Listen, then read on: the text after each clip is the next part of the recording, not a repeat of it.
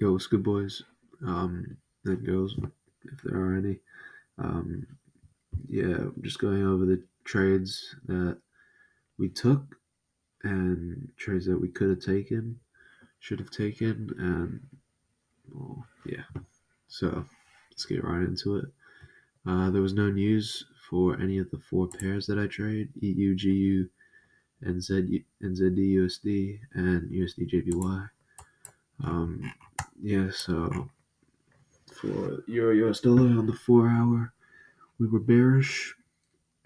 I mean, no, 4 hour we were bullish. 1 hour we were bullish as well. So that allows me to execute on a lower time frame. And so let me just get rid of these. Yeah, we were just bullish. So bullish on the 4 hour, bullish on the 1 hour. Allows me to trade on a kind of a lower time frame. That's just my strategy. So yeah, market opened. I was wanting to see. We didn't really have a liquidity sweep or anything after we had this imbalance that had already been tapped into, and this order block that had been tapped into as well. But actually, let me see if there was. Yeah, so this is an order block. Yeah, but these were the drawings I had. I did take an L on EU, but I'll show you something that I might tweak in my model. So yeah, we did come in to this order block. We did clear that out, but we solely entered during London, and yeah, there was nothing there. And then price came down, swept out this liquidity, and I saw this bearish for value gap get invalidated, and so I was just waiting for either a 5 minute close out of it or a 1 minute break of structure to the upside, which we did get. It wasn't the best entry, but there was no break of structure in this play, and that's something I am thinking of changing. I will backtest, but yeah, so we did end up losing on this trade, but we did see another nice trade. Price ended up kept on dumping, sweeping out more liquidity, and we finally sweep liquidity right here. Let me just delete these. So we sweep out liquidity down here. We break structure. We have this bearish for value gap that gets disrespected, and yeah, we can go ahead and draw equilibrium as well.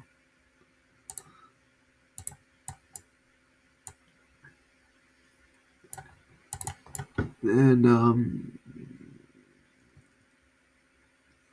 yeah, okay. So these were the confluences we had. We had for value gaps here, here, here. We can go ahead and draw, but as we can see, there's no pressure. So then, after all this, 1 minute, and we just come down in here. Yeah, so we come down, boom, break a structure right there. Stops below liquidity of it, and then target a fixed 1 to 3, which would have hit. So we would have been up on EU, one win, then I'm out. So yeah, that was should have been the trade for um, for EU. Still thinking about this trade. We'll see. But yeah, we'll see about that. On GU, the 4 hour. Let's see. Yeah, 4 hour was bullish. And if I remember, the 1 hour was bearish. And yeah, so I'm executing on a bit more of a higher time frame. We have not too much like sweeps. We have this, but it had already been tapped into. We had this breaker block. You can go ahead and mark it, but um, yeah, I don't think there was anything. So high time for the 15-minute. We come in, no reaction. We sweep out a ton of liquidity. Yeah, if I remember, there was no trade. GU. We break structure, invalidates for value gap. Oh no, there was a trade. Oh yeah, there was a trade. So we have this bearish for value gap that gets invalidated after 22.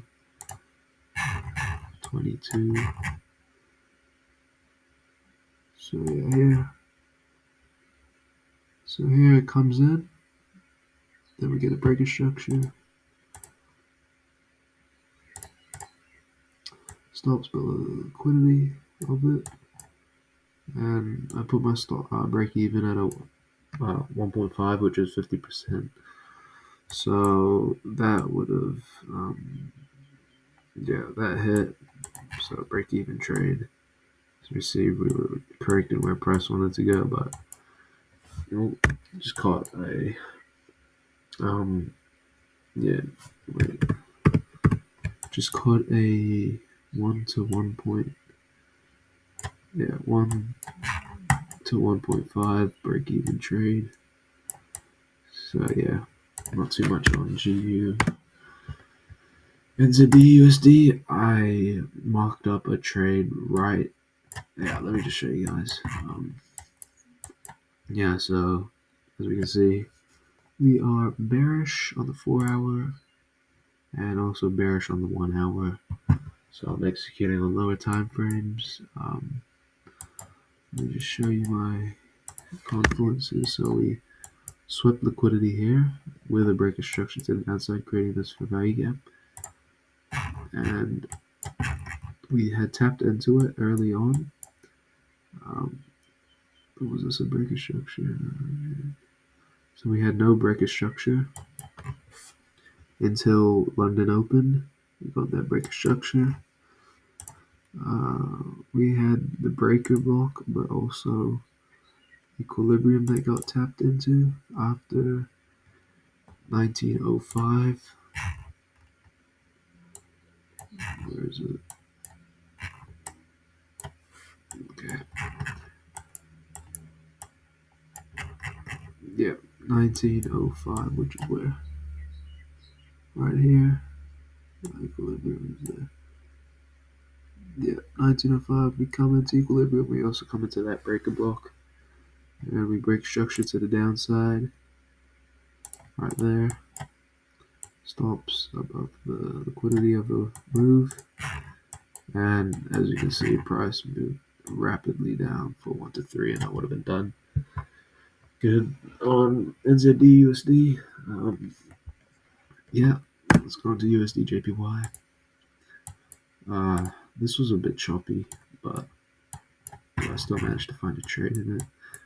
4 hour, we were. What were we?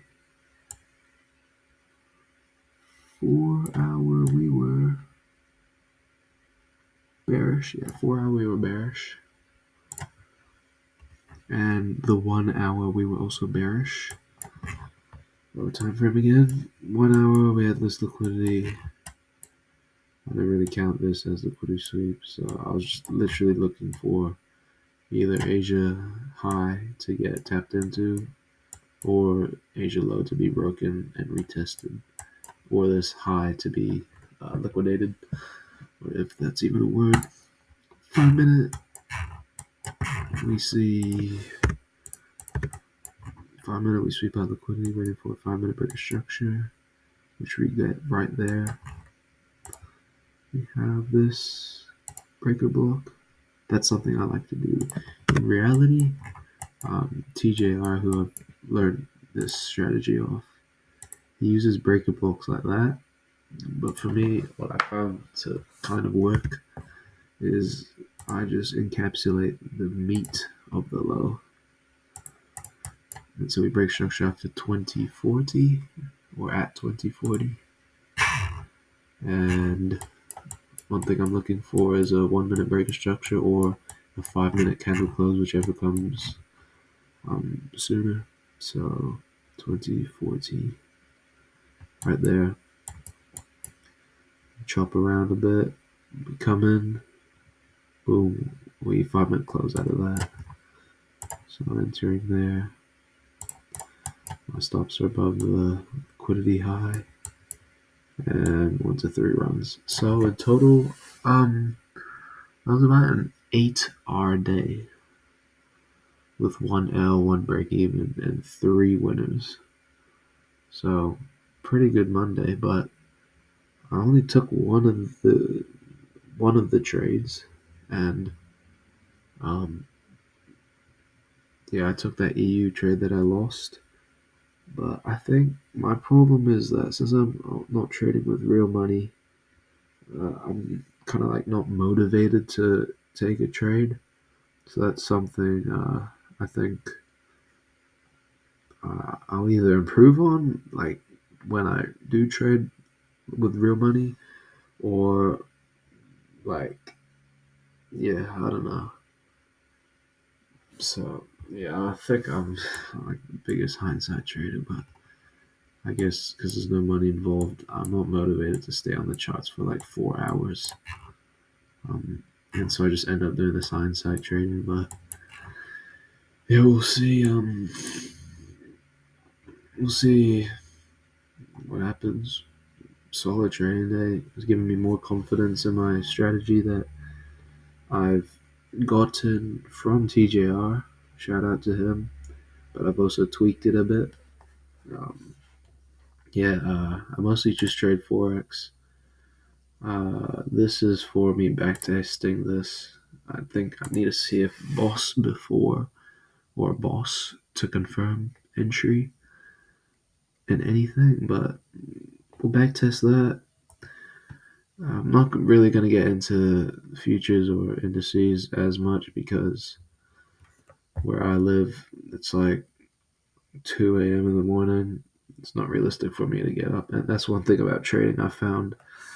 You want to do what you're best at and what works for you. Me getting up at 2 in the morning is not going to work for me. So I've just stuck with Forex London session, which is fine. It's about like evening time.